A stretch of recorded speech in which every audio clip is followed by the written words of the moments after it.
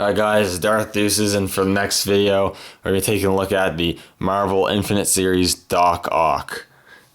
This is a good figure. It's not perfect, but he's probably one of the better figures to be released in the Infinite Series line. So let's take a look at him. We've been needing a 3 3/4 inch Marvel Universe or Marvel Infinite Series Doc Ock for a while. I think this is the first time they've released kind of like a Marvel Universe Dr. Octopus figure, and it's not a bad figure. There's a lot of good things about it, but there's also some bad things about it. But we'll get into that. So first off, let's take a look at the sculpt. So here he is, and probably the best part of the figure is the head sculpt. The head sculpt is very well done. You have these really nice glasses with a really nice silver reflective paint on it, which looks really nice. You got a nice sort of expression there. You've got his hair there. It's just sculpted really nicely, and the paint's fairly crisp on the glasses and the hair, which is really nice.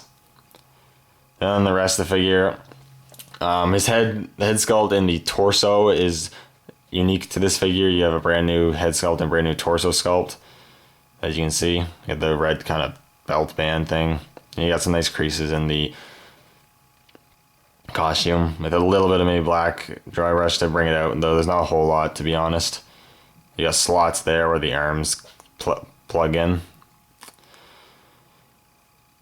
The arms are taken from, multiple figures from Marvel Universe. Kang and Baron Zemo both use these arms, and probably others. And then these legs are used by, I think, Luke Cage and the recent Sandman from the Infinite Series wave. But the arms are fine. You know, you got the yellow gloves. There's a little sloppy paint around where it cuts off to green, but it's not a huge deal. Got some nice sculpting there. Then you also have the pants. The pants are pretty cool. And you got the yellow boots there, which is also pretty cool. And overall, it is a really nice looking Doc Ock.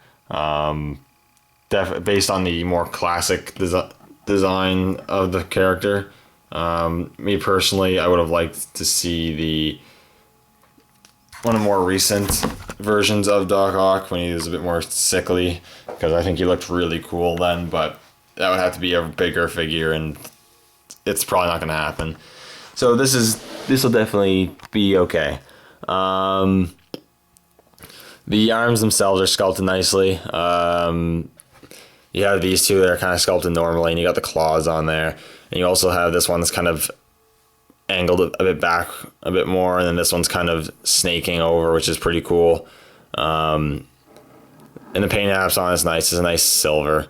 And on each arm, there's a sculpted kind of letter and number. There'll be like R1, R2, L1, L2, which just tells you where they're supposed to go on the figure, where they're supposed to plug in, so that's useful. One thing I'll say is that he is, because of the legs he's using, he is a fairly tall figure, where Doc Ock is supposed to be fairly shorter, I believe. So that's a little on the inaccurate side, but it's not a huge deal. It's not a deal breaker by any means.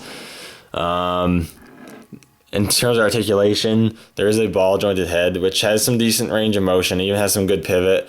You have ball hinges at the shoulders, a swivel at the bicep, a hinge at the elbow, a hinge at the wrist, no waist articulation, ball hinge at the hips, double hinges at the knees, and a ball joint at the ankles, though. Because of the pant leg, the ball joint at the ankles isn't much.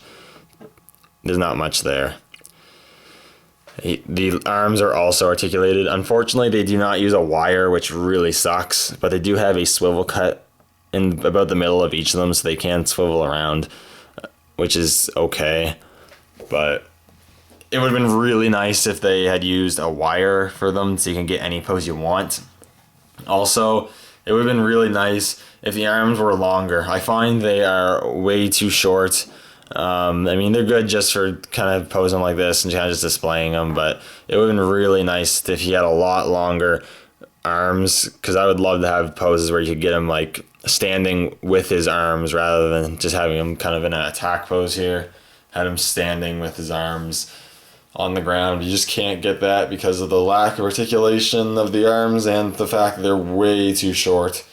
And that really sucks. So in terms of posing him with his arms, you're very limited to what could have happened, and it just sucks in that regard.